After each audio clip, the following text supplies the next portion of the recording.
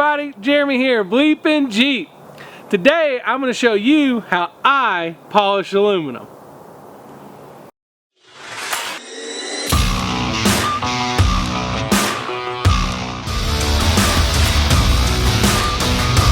Alright, let's talk about it. What can you polish? You can polish pretty much anything, in my opinion, if you put enough time and effort. I mean, people polish plastic headlights, they polish copper, stainless steel, cast iron, anything. I made a steel knife for my dad 2 Christmases ago, something like that, and I polished the blade up like a mirror finish. A lot of you have seen polished knives, they're steel. But aluminum is one of the easiest things to polish. Why? It's just kind of soft and it sands quick and polishes easy. So this right here is a little balm. I think this brand was called a Bomb Proof, something like that. And these are the covers that go over my lockout area where I have drive slugs because I don't actually have lockout. So these are just covers that protect that area and keep the water and grease out. But when I got these, they were just a bare aluminum finish. And over the last 4 or 5 years, this is what they look like because I haven't been maintaining them at all. There's spray paint on them where I've touched up the hubs and everything. So this look terrible. So we'll get started. I'm going to show you how to make this look like this, which is really easy, and we're going to put the black paint in there. But first, I got to get out of these clean clothes into some work clothes. I was just at the range, and here we go. Alright, so I changed clothes. I'm ready to work now. Okay, let's talk about what you need to polish. What kind of tools? You don't need any tools. You can do it all by hand if you really want to. You can get out hand files and grind stuff down or do whatever. I mean, you watch YouTube videos just like everybody. That's what you're doing right now. You watch people use a hand file to make a knife out of. They use nothing but a hammer and some charcoal and a hand file to make a knife, or they use all this fancy machinery. So remember that you can use anything you want. It's whatever you have in your fingertips there. So first off, you're going to sand. So I like a DA. I'm going to use a DA sander traditionally for most everything. If it's really rough, I may use a die grinder with a flap wheel, or even if it's big enough, an actual flap wheel on a grinder. You can get those flaps down to like 120, 150 grit, which really helps out. You can really polish it pretty decent with those. If it's got a lot of shapes and stuff like that, well, you'll probably be using a Dremel and using the little drum sanders here, and then you use their little polishing pieces that come with those. And I have an air Dremel that I use a lot for that. So there's all kinds of different polishing bits once you get to that. For drills, I have this soft ones here, which I really like. This right here works pretty good for wheels, and it's a real hard texture, so you can add a lot of force if you feel like you need to.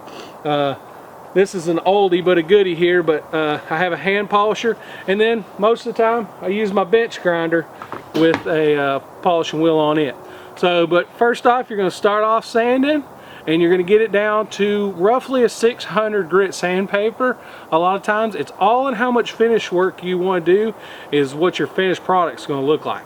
If you were polishing a whole intake on a car, you could be there for a month sanding. So it's whatever you feel at that point you think is good enough. Because if you sanded it with 200 grit and you start polishing it, it's going to polish up, but you're going to see all your sand marks. It's not going to be as nice. So the smoother you get it, the more mirror finish you're going to have.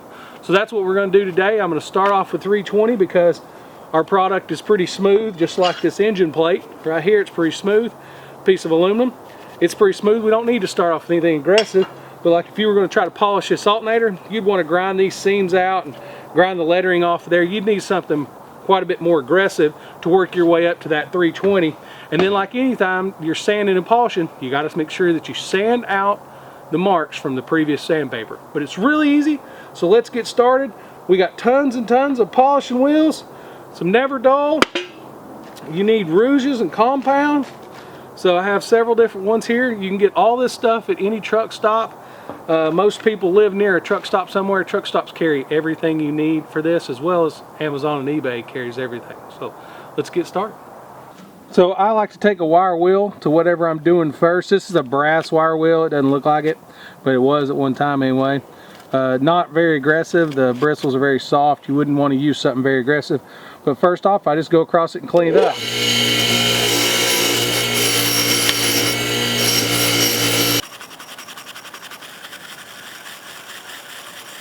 So I cleaned that out as good as I want it to clean out, because I'm going to paint that back in all those grooves. But I want it to be clean now, because if it's super dirty and I can't get the stuff out of there and I have to take a wire brush to it after I started polishing, I'm going to scratch it up.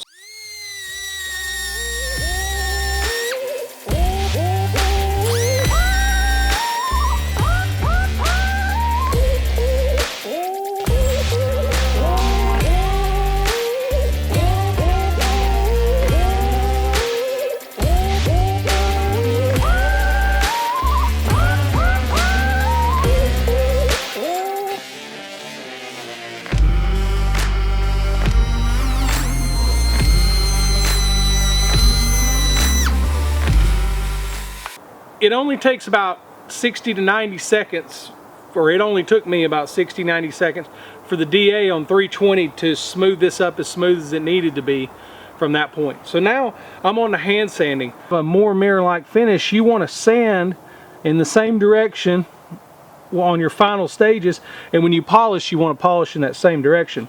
So what I'm doing right now is I'm taking my block here and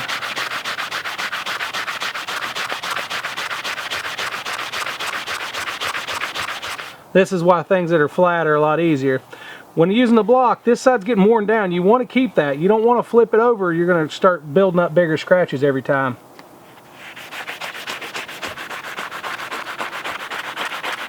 Tape you a piece of 600 down, or you could even tape this to a block, double-sided tape, all kinds of ways to get your 600. You can do it by hand if you really want to, but this stuff, once it creases, it doesn't work as well. So if you're working on something flat like that. So again, now, turn it over, pick my direction. I'm going to go with the tree or with the bomb, and I'm going to go like this until I feel that it is polished enough. And then once I do that, I'll take some 600 and I'll do this outside edge, and then we'll be ready to polish. So here is our hand sanded 600 grit. Like I said, it's not perfect, not going for perfect, but it's perfect for my Jeep. So all I got to do is take this right here and rub it on this, and you want to do the same direction that you were sanding. So you go like this for a little bit, and then I'll flip it around like this, and then when I'm completely done, I'll take my time and try to hit the whole thing in one direction like so. That way it doesn't have any start and stop marks in the same direction. So that's what this looks like right now. Remember, you don't have to have the grinder. This little fluffy one right here will work. This hard one right here will work. All this stuff is easily to get, you can get easily, and you just need rouges. Your white is going to be your fine compound. Well, I say your white, but there's different colors of compound, but there's coarse, medium, and fine, and ultra fine, stuff like that.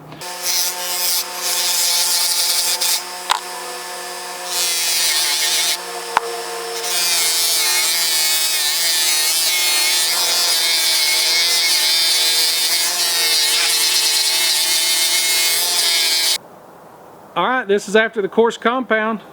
I wiped all the residue that's off the top. It can build up around these engraving marks here. So I'm going to go over, we're going to use the light compound. I'm not going to show you that because you just watched me with the coarse. It's the exact same thing, but even easier.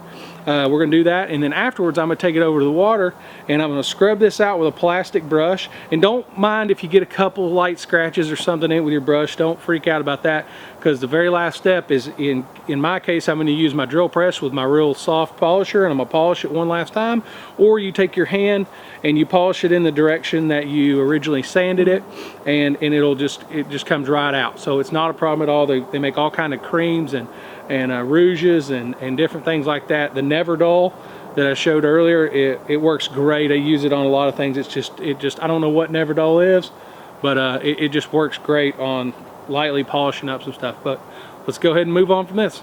So when I get done with my compound, I typically take a little wax on wax off pad here, and there'll be a little bit of compound on there, and I just try to rub it just a little bit. Like I said, I'm not too worried about it because I'm still not completely done. On the last one, I'm gonna be a little bit more concerned, but right now I use some force and wipe any compound that's stuck to the surface right off there.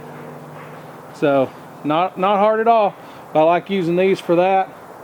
And if I wasn't filming and just going at this, I could probably knock knock from the sanding to the polishing, probably 20 minutes. And I'm no professional at all. I guarantee you there's gonna be guys in there telling me I'm doing it wrong and all that, and I don't care, because I'm not going after the perfect polish here.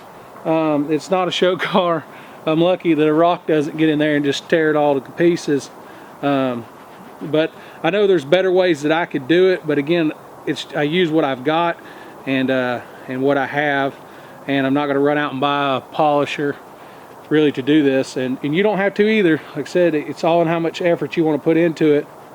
But like right here, right now, rub it up. It's almost there, guys. Look at that. Can you see me? So I took and washed it, took a soft bristle plastic brush, scrubbed it down a little bit. Like I said, I'm still not worried if it scratched it at all, because I'm not done. But get you a nice little brush if you got indentions or something like that you want to get it cleaned out of. And then now I'm going to use my real soft one right here with a little white compound. And this guy is just super soft. I'm going to put it in the drill press. I turn my drill press all the way up to top speed, and I just lightly polish it. And you don't have to do all this. I mean, you don't. You just take your hand and just start polishing it. It's going to polish right out, just like a chrome wheel or an aluminum wheel or something. So it's not a big deal, but I've got the tools, so I'm going to use them.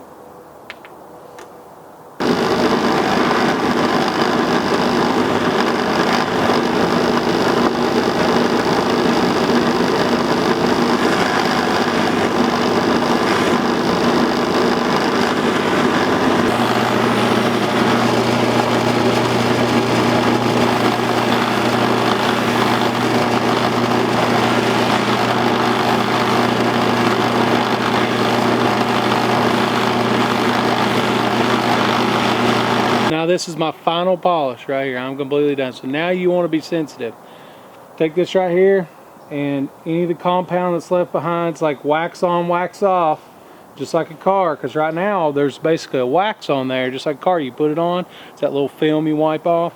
It's basically what's on there now. So now you just take and go in the same direction that you're polishing. I don't know if you paid attention to the way the polisher was spent on that last time, but I made sure it went with the sanding marks, but the way I sanded it, because if you go against the grain of your sanding, it's not going to come out as shiny. So right now you just take your time and just go not too hard, and you just basically polish just like you would a car. And if there's any compound left on the face or anything like that, you just lightly rub it off. So I'm going to show you how to paint the grooves inside of this. I think this is the coolest part of the whole deal. Not only just, I think that polishing is cool because it's simple and easy and anyone can do it. I don't care who you are.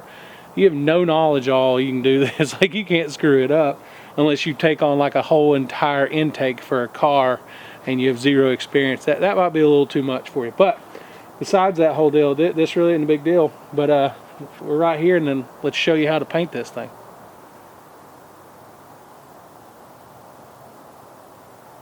So what do you think we're about to do?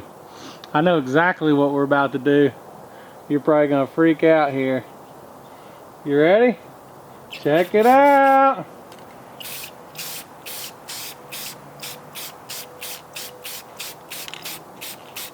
Not too thick, just like normal.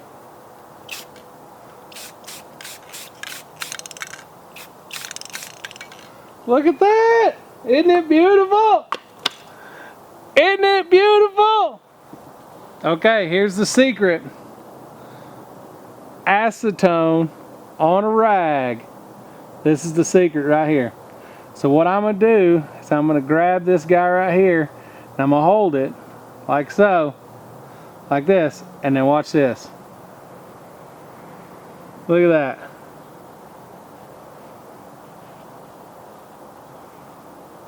Look at that. Wipes right off with acetone. So you just wipe it back and forth a couple times, flip your rag, put some more acetone on it, wipe it off. That's all you do. Super, super simple.